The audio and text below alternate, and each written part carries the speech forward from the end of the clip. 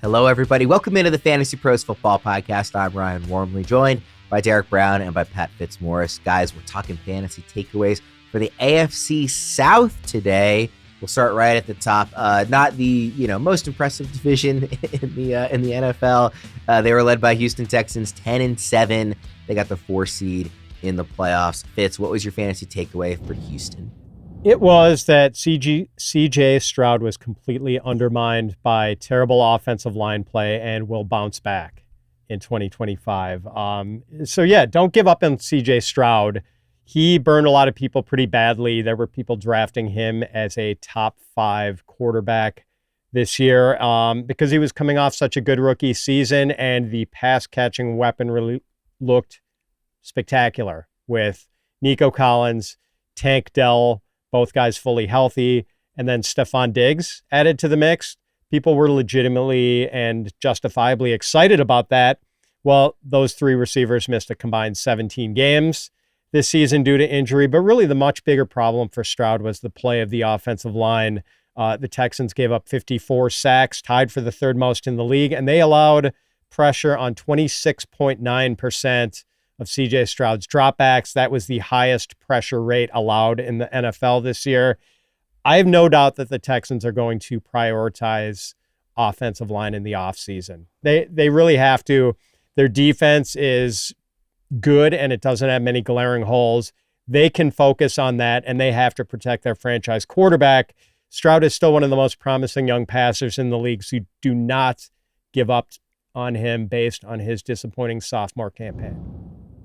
Where do you think you're going to have him ranked, Fitz? I am going to have him ranked about QB 12. Okay. Where is he ranked for you right now in Dynasty? Oh man, I think he's still top 10. I want to say he's like QB 9 or something like that. Yeah, he's a really interesting one, I think, for Dynasty purposes, just because you don't get that rushing floor, but also he's young. We've seen the ceiling. I'm a believer in him as a player. And so there's a comfort level of what you would think you would get from him for the next, 12, 15 years in Dynasty. I think he's an interesting conversation on that side of things. Debro, when you look at Stroud, what he did this past season, in the pie chart of blame for the disappointment of the Texans offense, what percentage is Stroud? Because I don't think it's 0, even if it is more significantly offensive line than him. I think it's 50-50. I think the offensive line.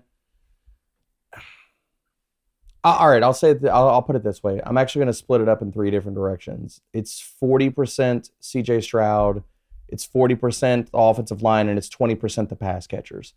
I think looking at how Stroud played throughout the season, it got progressively worse as the offensive line got worse. I think that there's also context and nuance that we need to understand with the offensive pass catchers. Like Nico Collins missed a substantial amount of time. Losing your alpha wide receiver hurts. Tank Dell was not Tank Dell for most of the season. And then when we got Tank Dell being Tank Dell, CJ Stroud was playing bad football. Stephon Diggs, losing him halfway through the season, hurt. So I think you add all of this stuff and you compound the offensive line stuff on top of that. It made for a really challenging season, a very disappointing season, but I'm firmly in the camp of both of y'all. CJ Stroud is my QB 10 in Dynasty. Still believer in the talent, still believer that he can right the ship and that Houston can right the ship this offseason. Do you guys know what kind of salary cap space they have? I haven't kind of dived into that for every single team yet. I'm wondering if they're limited in their available space, if they are picking and choosing between adding a weapon versus adding, to the offensive line. The offensive line is like such a glaring, disaster that they really do need to add there. But I would like to see them. Tank Dell. They don't have much space. Who knows what Dell's going to look like next year? Obviously, I don't really expect Diggs to be there. It's Nico and not a whole lot, to your point, Debro, and I'm not sure how they address both that and the O-line. Eighth lowest amount of cap left over. Now, can you get creative with the contracts? Can you change some of the cap hits for some of these players and stuff like that? I think you can. It depends on where do you want to cut and things like that. They've got some. The big thing about this is their offensive line played terribly. They are super expensive. Like we're talking about, they've invested in it just unsuccessfully. Yeah. I mean, well, the problem is the interior is the biggest problem and the health is the biggest problem. Like between their two bookend tackles, you're talking about they take up $51 million in their cap next year. So if they can get guys that could be healthy and as well as play better, especially on the interior, that's where they need to fortify it and just hope for better health. Yeah. And I mean, but to your point, they're going to have to add some guys probably in the draft as far as skill players because or re-sign Deontay Johnson on a cheap contract. And it's like you obviously like you're probably going to get nothing from Tank Dell next year again. Like I don't expect Diggs to be back. Like it is a real need at both spots, and there's only so much capital between salary cap space and draft capital that they have to go around. So.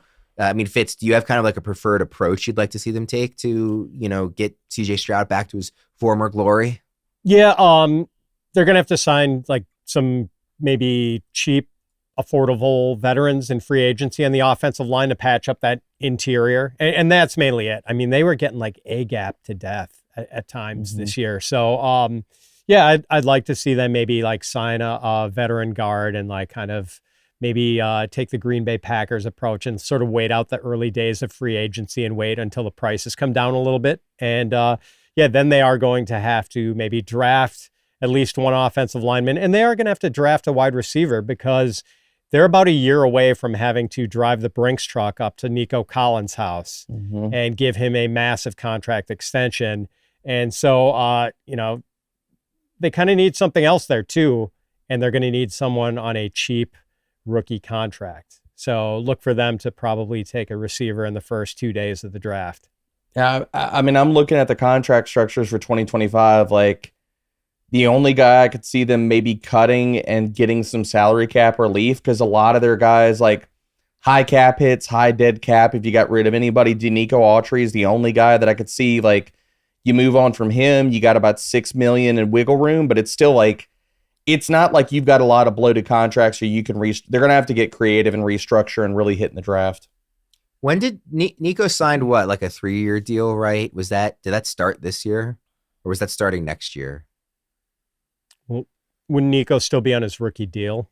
Well, didn't he sign he re-signed, 3-year, like $70 million deal? Extension. Yeah, he re-signed an extension. Oh, my bad.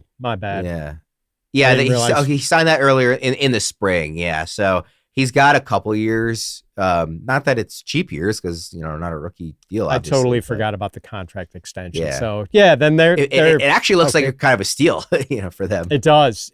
But they are still going to draft someone. Like, I don't know if they bother hanging on to Deontay Johnson. I don't think it changes your point. I think you're still correct there. D-Row, let's go to the Colts. They went 8-9 this year. Obviously a really unique situation with the quarterback, just in terms of, some injury stuff, getting benched, for the backup was Joe Flacco. What was your takeaway from this season for the Colts?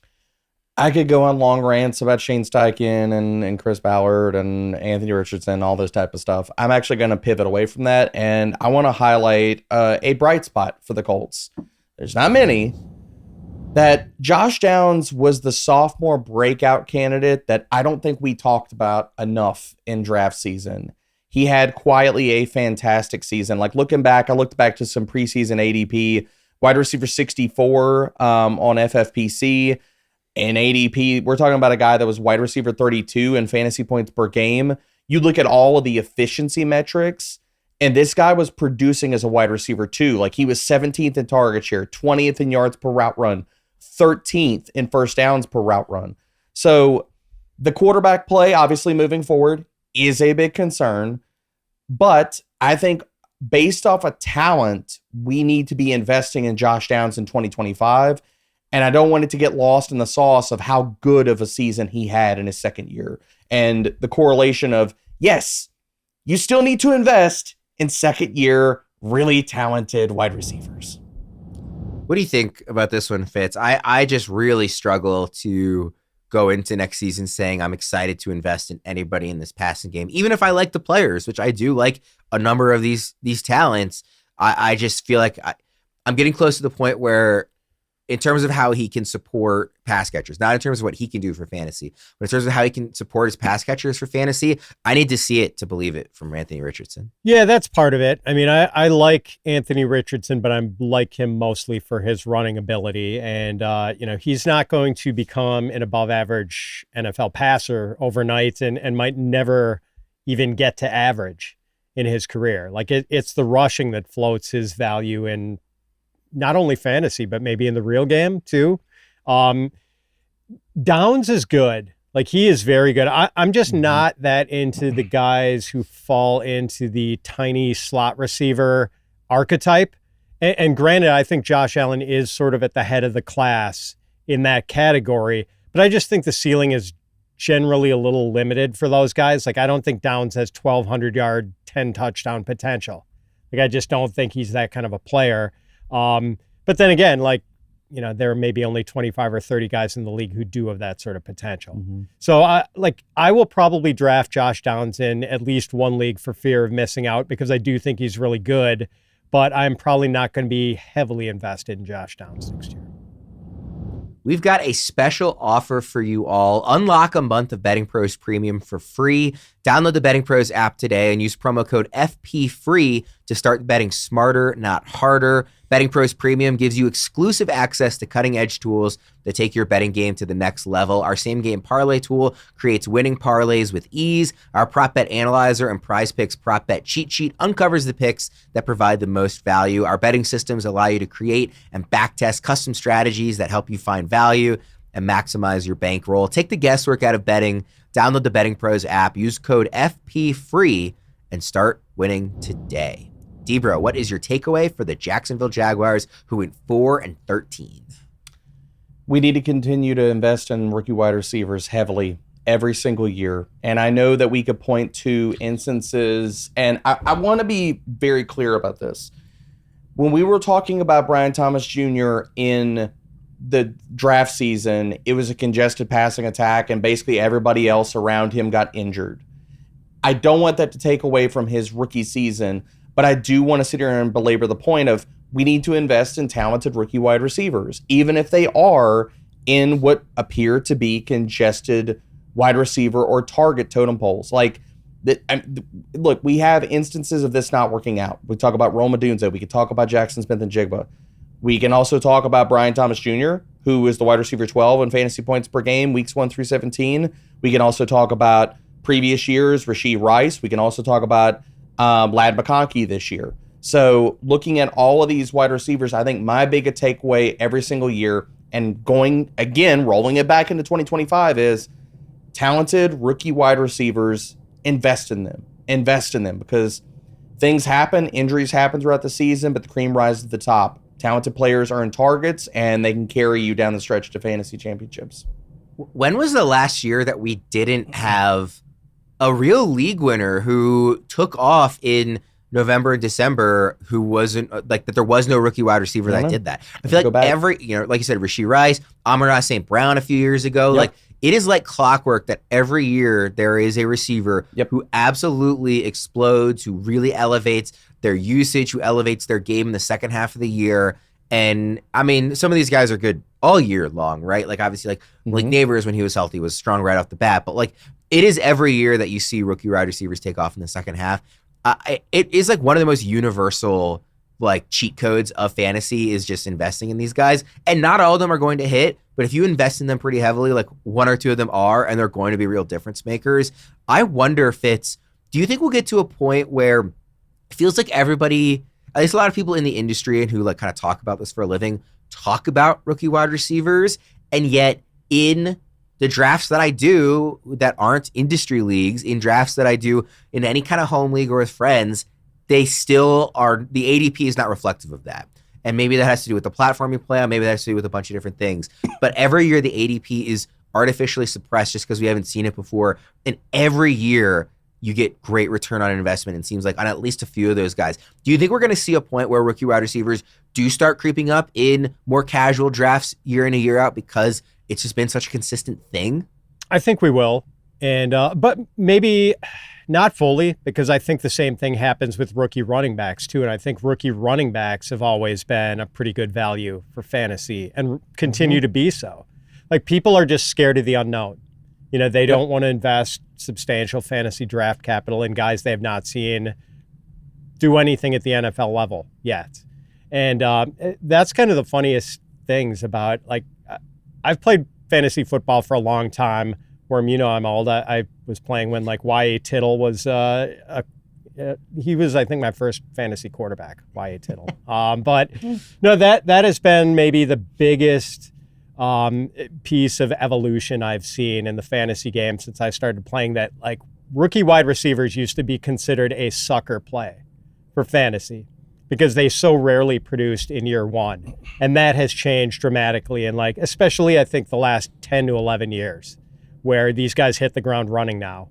And the people who have been slow to get on that bandwagon have missed out on some really good values. And Brian Thomas is a great example. Malik Neighbors. I mean, look at what Malik Neighbors did this year with a awful quarterback situation.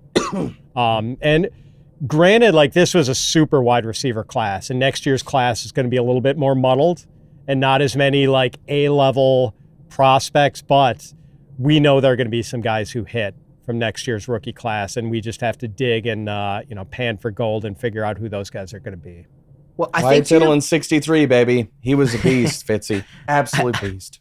I think to your point on the running backs too, Fitz, like, I think at the top, anecdotally, like, I feel like I do see the elite first round running backs go early. Like, I can remember, like, several years ago, a guy like Trent Richardson, like, as a rookie, was being drafted very highly. Clyde Edwards-Helaire going in the first round. People, running back for the Chiefs. Like, you see it more with the running backs, a willingness for the high level guys that go a good situation. Like, I think Ashton Genty, like, if he goes to the right spot, will go in some first rounds. I don't think he'll be a consensus first round guy, but I think there will be people out there who want to take him there. Like, that, just based on history and what I feel like I see from the leagues I play in at running back. At receiver, it's more rare. Like, a guy like Malik Neighbors was a top 6 pick, and he was still like a 4th rounder this year, maybe late 3rd round in a lot of places. Like, at the top, I think there's a real difference between the guys that we view as elite receiver prospects and elite running back prospects in their first year draft ADP. Yeah, true. I think people do get attracted to the first round running backs, but now there are always good running backs to be had on day 2 and even day 3. Yeah, for sure. So I might not be above consensus on Ashton Genty this year, but I will be above consensus on guys like Omarion Hampton and Travion Henderson this year, guys who are likely to be day 2 draft picks. Yeah, I think it comes down to the situations that maybe aren't as clean, because let's all be kind of rewind to, does everybody remember how ticked off people were, like, in the first 2 to 3 weeks of Jahmyr Gibbs' rookie season 2, where they're like, see, I burn a draft pick, he's not doing anything, and all these other kind of situations. So, I think being willing to invest in some of the unknown and make bets on talent, people need to be more willing to do that. Just quickly on Brian Thomas Jr., because he was kind of the impetus for this conversation. Debro, Brian Thomas Jr. will be ranked where for you overall, not amongst receivers, in 2025? I mean, he's top 24. He's not gonna fall outside. I think that's too low. I think you're looking more like top 15. Like, I mean, that's likely. I mean, I'm just saying, like, at the basement of that. Now, I mean, will he go top 15? Will he go first round in a lot of different drafts? Yeah, I totally understand that. Am I going to have him quite that high? I don't know. We'll see. Fitz, what about you? In leagues where you are only required to start 2 wide receivers, I'm going to have him ranked probably in the late teens. In leagues where you have to start 3 receivers, I've got Brian Thomas ranked 10th. Wow. Let's go to the Tennessee Titans, 3-14. I want to spend less time on the Titans than any other team in this entire division takeaway series. Fitz, what was your takeaway from the Titans this year? I can oblige your desire on that Please. end, Worm. Yeah, so the Titans were a fantasy sinkhole in 2024, and there's not much hope for a better result in 2025. They sort of lucked their way into the number 1 pick in the draft with a messy week 18, but were they really lucky? That is the question, because the Titans are now going to feel compelled to take a quarterback. They have drawn the conclusion, obviously, that Will Levis is not the future of the organization. The problem is that this is not an exciting quarterback class like the class of 2024 was. There is no Jaden Daniels in this class. There is no Drake May in this class. There's not even a Caleb Williams or a Bo Nix in this draft class. The top guys look like Shedeur Sanders and Cam Ward, and I don't think either one of those guys is ready for prime time. If the Titans draft one of those guys and throw them into the fire right away, it is going to be ugly. So, look, I'll never say never on good players. I might hate the situation, but at the right price, I am willing to draft good players if you give them to me at a big enough discount. But you would have to give me a pretty substantial discount next year for me to want to draft Tony Pollard or Calvin Ridley in fantasy. And those are the best names, right? Yep. Like, there's not even any, like, maybe you like want to squint your eyes and make a case for Chig Okonkwo. Like, I just, No. like, I don't know where We've done that people are before. gonna invest. We've done that before. Like, We've already felt that pain. Let's not do it again. yeah. I mean, it's like, what round do you think the first Titan is going to go in next year? I mean, Pollard's probably going to be like a third rounder. Yeah, I think he goes in the third or fourth. I think I Ridley's was thinking probably more in like, the fifth or fourth. sixth. Yeah. Man. Yeah. It's ugly. Do you have a preferred quarterback for them, Fitz? Like between Sanders and Ward? Oh, man. Like, I've gone back and forth on Sanders and Ward. Like, both guys hold on to the ball way too long. I think that's like the biggest issue with both of them. But I might actually like Sanders a little more because he kind of has the mobility to, I don't know. It's hard to say, man. I got to do more. I got to do a little more film watching on both guys, even though I did watch a fairly good amount of Colorado and Miami games this year.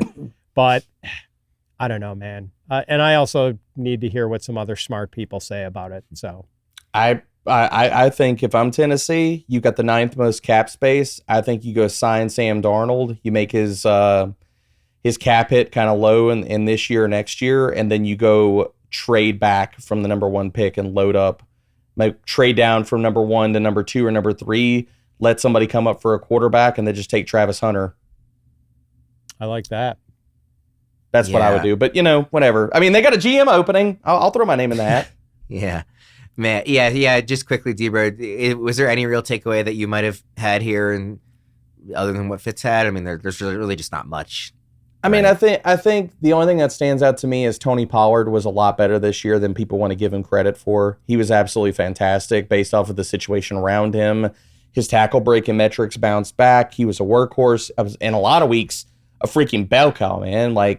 So I think Pollard is a player that I will be back in on for next year, depending on it, based off of what he did. If we can get a better offensive situation somewhat around him, like if Darnold is there and they add another pass catcher in the offseason and stuff like that, defense is better, I could see a big reason like where Tony Pollard can outplay his ADP. But Ridley, no. Do I want any other pass catchers? Am I going to do the Chig dance again? Hell no.